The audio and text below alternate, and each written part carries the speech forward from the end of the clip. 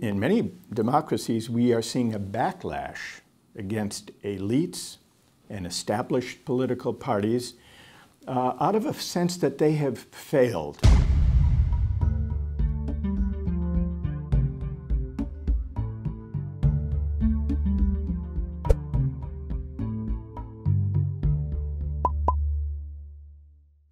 O Brasil conversa agora com o filósofo americano Sandel. Ele é professor da Universidade de Harvard, onde ministra um dos cursos mais populares da instituição. É o curso Justice, pelo qual já passaram mais de 15 mil alunos.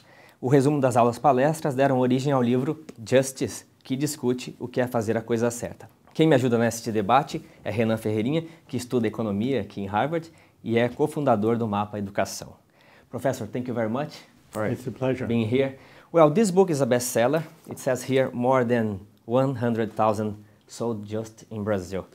So is society nowadays more prone to discuss ethics and democracy? I think that there's a great hunger for discussion of questions of ethics and values and justice in public life. I think this is especially true in Brazil, where in recent years there have been debates and public demonstrations about questions of corruption, but also, I think, about the future of democracy. So every time I visit Brazil, I find that audiences, and especially students in the younger generation, are hungry to engage with big questions of values and of justice. And you do that by analyzing daily, common things in daily life. That's why people recognize and can understand it very, very clear. But you don't need to understand philosophy, like to be a specialist, to read this book, right? Right. The idea was to write this book. Though it's a book about political philosophy and ethics, my goal was to write it in a way that would make it accessible to ordinary citizens who were not scholars, who had not studied philosophy before. And the way I try to do that is to offer very concrete, everyday examples of ethical dilemmas that we all face in our everyday lives as a way of inviting people to think about values and the larger philosophical questions that those dilemmas present to us. Ferreirinha, as a Harvard student, how do you see that? Yeah, so it's first a great pleasure to be here and to have Professor Sandel talking about like justice, citizenship, and the Brazilian scenario as well, right? What we saw most recently, it's very important for us to have an open debate about these important themes. And so when I was considering applying to study in an American school, I heard about a famous professor who was able to lead big discussions and make students excited about studying philosophy. And we all know how philosophy is taught in high school in Brazil, and that was not the experience that I had in high school. I was curious to know how that present in college. So Professor Sandel was one of the main reasons I applied to Harvard, and that got to know about this liberal arts education that we have here in the United States and so on. And I had the pleasure to have classes with him 3 times. One was online version of Justice, and the other 2 in person here at Harvard in the past 4 years. And more recently to go to Brazil with him for 2 trips. So tell me about that experience in Brazil that you did together. Yeah, so when I was taking the last class, it was a very, very interesting experience because there was a small seminar. So we were 14, 13 students, so it was a very close relationship, right? And by the end of the semester, I told Professor Sandel that I would like to have him in Brazil and talking about ethics, citizenship, justice in general. And he told me he had come there already 3 times. And he would only accept that offer, that proposal, if that was to speak to the mass, to speak to Brazilians from different socioeconomic classes and so on, and we could go beyond just the elite. So some debates, they're sometimes very centralized, right? And a few months after that, we were having a lot of discussions pre-impeachment in Brazil, and there was one day that just the Judge Moro released some auto message from former President Lula. And that was a very, very sad day for me because the country was split. I'm not talking about if that was right or wrong, but half of the country was saying this is really good because now we know the truth and so on. And the other half was how can you treat a former president like that? And based on the fact the Brazilian society couldn't decide what was wrong and what was right. And I could only think about Han to lead this type of discussion, right? And then like I invited Han to go to Brazil, and also like we got in touch with the producers of Caldeirão do Hulk, and that ended up happening like in early May, where he came to lead a discussion about jeitinho brasileiro and ethics, like alive. We had like more than 25 million watching that like program. That was like the peak of audience like in TV Global on Saturdays. And for 2016, it was very exciting. And he also had a chance to visit like a Complexo do Alemão, which is like the biggest favela in Rio. And ended up coming back like in December to speak at the Supreme Court by the invitation of Ministro Luiz Roberto Barroso. Okay, so you were at a mass program show in Brazil, then you went to the kind of favela, Yes, a complex. Sure. Now it's getting better. I mean, there's still a lot to do. Yes, okay. And then you also went to the Supreme Court. So you saw the different facets of the country. Yeah. What was your impression? Well, the opportunity to reach so many people in Brazil with the television show, the Caldeirão show with Luciano, that was a special opportunity to connect these philosophical themes with everyday life. So that we had a group of people from all social and economic backgrounds gathered in the studio, and we debated some examples from everyday life of jeitinho. And we debated the question, is there a connection between ethical questions in everyday life and big questions in business and in politics and the challenge of corruption? So that was what we debated. I did not come as an expert. I came as an interested, sympathetic visitor, really just asking questions and probing. And I was deeply impressed by the discussion we had within the studio, because these were people who, some ranging from professors and lawyers to people who clean the streets and who cook in people's homes. And together we had a serious discussion about big ethical questions and democracy in Brazil. So that was for me a special privilege, really. And then also to go during the same visit to the favela and to meet with community leaders there, many young people. Mm-hmm. And we talked about citizenship and democracy and justice and injustice and violence. And they were very eloquent and passionate, weren't they, and articulate about how they conceive citizen action. What can they do to make the world a better place and to deal with the problem of violence in their communities and their relation between, the relation between their community and the national government. So that in its way was moving, impressive, exhilarating even. And then the chance to speak in the Supreme Court to a very different kind of audience, but the judiciary has been, I think, a great hero in recent developments, asserting its independence and asserting the values of the rule of law and of democracy. So I feel really that less like a teacher than like a student, really learning from my encounters with these very different parts of Brazilian society and politics. The whole concept of justice must be discussed from different views. In your book, we see a lot of perspectives. But can we establish a kind of common ground on this matter for everyone?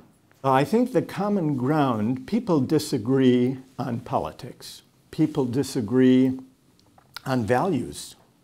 But what I think can be the common ground is public deliberation, where all citizens have an opportunity to make their arguments, to defend their views about what should happen in politics and in their communities, what should happen with the economy. And this is not a problem unique to Brazil. Democracies around the world today are struggling with the question of how to give citizens a meaningful voice.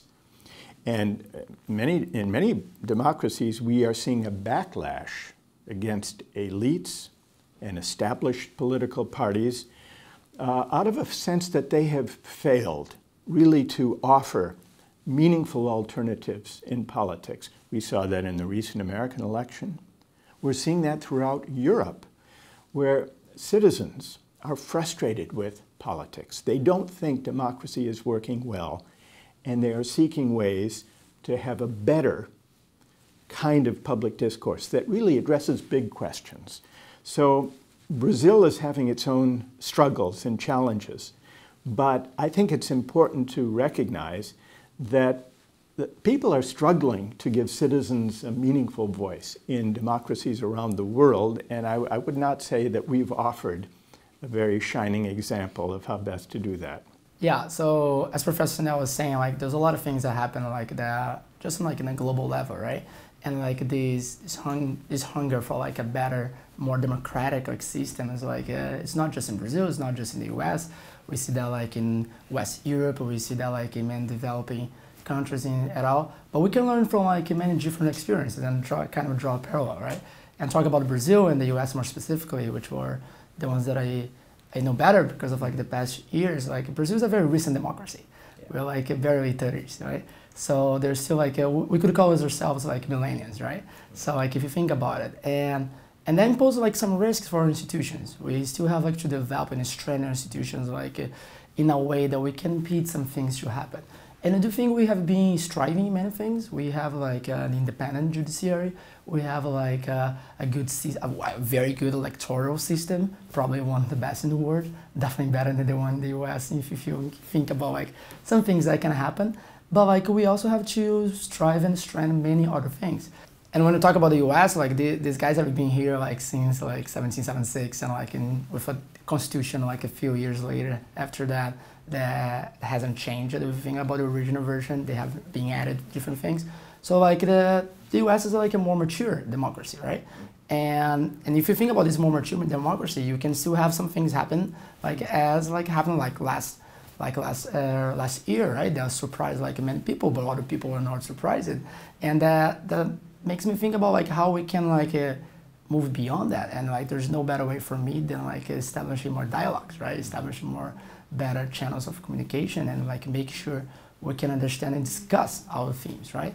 I don't have the answer. Professor Sandel doesn't have the answer for all the questions. Like he does have for many questions, but like I feel like we should engage in a conversation like this. So what I feel like that we miss a lot in Brazil, and what my college experience in the US has allowed me to do, and I'll not say like that happens in the whole United States, but it does happen like at least at Harvard, is that we do talk about the issues. Like we do raise some issues and like discuss that and how we can like get better about like kind of modeling our minds is just about like make sure we're talking about it. Okay, the best part of democracy is that we have the right to express our opinions and people are expressing a lot. And you never judge people or situations in this book. Wasn't that, I understand as a philosopher you just raised the questions, but wasn't that hard not give opinions or to remain impartial before so many dilemmas? Well, it is true that the book does not tell people how to think or what to think. It invites and provokes people to reflect on some of the big questions we face as citizens. And it does so by asking questions and posing dilemmas that we confront in public and in private life. In a way, that way of doing philosophy came naturally because it grew out of the way I've always taught.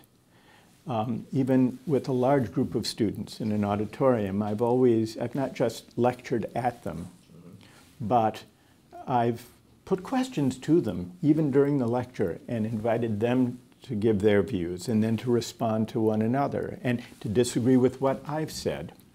And then to connect their views to what the great philosophers of the past have written. So that's the way I've always taught. And if you think about it, going back to the origin of philosophy with Socrates, Socrates never lectured. He didn't even write a book. Yes. He wandered the streets of Athens and engaged people, ordinary people, in discussion and dialogue about their assumptions and about their values and about what they thought justice meant. And I admire his example. Some people believe that philosophy resides in the clouds, far above the world in which we live. But I think philosophy belongs in the city, where citizens gather and discuss and debate how to shape their lives together. And so that's the way I think philosophy can best contribute to democracy and to deliberation about the common good. If you want to explore the matter, we need to understand the meaning of justice, which can be taught from different perspectives. And you do that by analyzing three ideas: welfare, freedom, and virtue. Yes. Could you talk about those three, please? Well, the idea of welfare, there are some people who think that justice is simply a matter of adding up people's preferences, people's interests. This is the utilitarian idea. Justice means the greatest happiness for the greatest number of people. And that seems very attractive until you think that sometimes that might involve violating people's rights. Think back to the example of the Romans in the ancient Colosseum who threw Christians to the lions for sport. Now, if there are enough cheering Romans in the Colosseum who were deriving pleasure from this gruesome spectacle, the utilitarian philosophy might have to say, well, then that's just. But what about the rights and the human dignity of the minority whose rights are being violated? So that suggests the second idea of justice, that justice means respecting human dignity, individual rights, and the freedom of people to decide for themselves what kind of lives they'd like to live. And then we explore in the book that theory and ask, is it possible to define people's rights, what it means to respect persons, without having some conception of what the good life consists in? And that leads to the third idea, which is that justice has to do with virtue and the good life.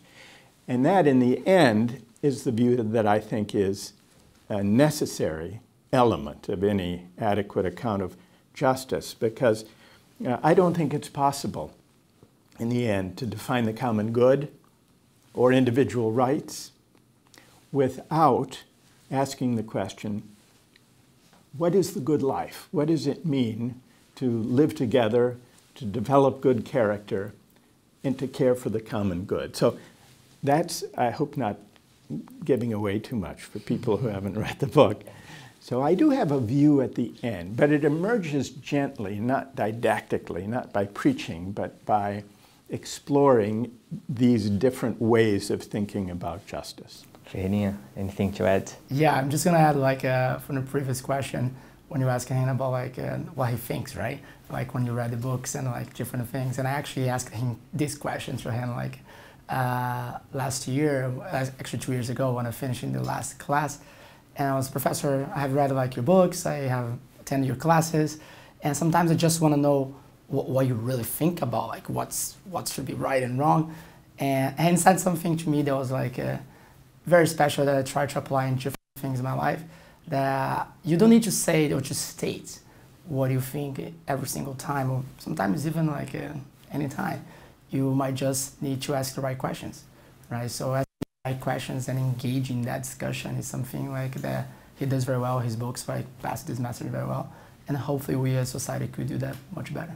Well, justice and rights, obligation and consensus, honor and virtue, moral and law, they are quite old ideas, but still a challenge for us, aren't they? Well, they are, and sometimes we wrestle with these big questions and wonder if those famous philosophers for 2,000 years weren't able to come up with a single definitive answer. How can we hope to do so? Doesn't philosophy seem impossible? To which the answer, I think, is it sometimes seems impossible, but it's also unavoidable, because we live some answer to these questions every day. Every time we make choices, whether in our personal lives or in democratic life, we are affirming one or another conception of rights, democracy, the best way to live. And so my project is to encourage citizens in democratic societies to engage with a morally more robust kind of public discourse than the kind to which we've become accustomed. Not because we'll all agree, but because I think that will make us better democratic citizens, and I think in the end it will strengthen democracy. To finish, some piece of advice for Brazilians to get through this crisis we are living now. Right. Well, I would say that one of the great strengths of Brazil is a spirit of resourcefulness and energy and passion. And I see a lot of that passion today directed toward deepening the democracy, the young democracy, as Renan pointed out. It is a young democracy. But I think it's important to look around the world to notice the wrong turns that some democratic societies have taken in the direction of extremist solutions born of anger and resentment. And to try to guard against that in Brazil, to try to create a strong enough kind of public debate among citizens so that Brazil will not fall victim to the extremist, angry solutions that we see cropping up in some other democratic societies around the world. And I very much hope, and I also believe that Brazil will be able to succeed in that challenge. I think you do too. I mean, of course, I agree with 100% of Professor Sandel said. I'm not optimistic. I'm very realistic about the Brazilian situation, and like my realism is very like that we will succeed. I feel like there are a lot of things that are happening like that we are going that direction. Sometimes we wish that would be faster, and like I share the feeling. Sometimes like we're missing that opportunity again with the country of future and so on. But I do think we're on the right track. And if I could just add, I think the success of Brazil's democratic future will depend especially on the younger generation, including young leaders like Renan, who care about the future of democracy, who take pride in the achievement of Brazil in relatively few decades, and who are committed to deepening this great democratic experiment. Ferreirinha, thank you very much for helping us. Professor, thank you very much. It was a pleasure talking to you. My pleasure.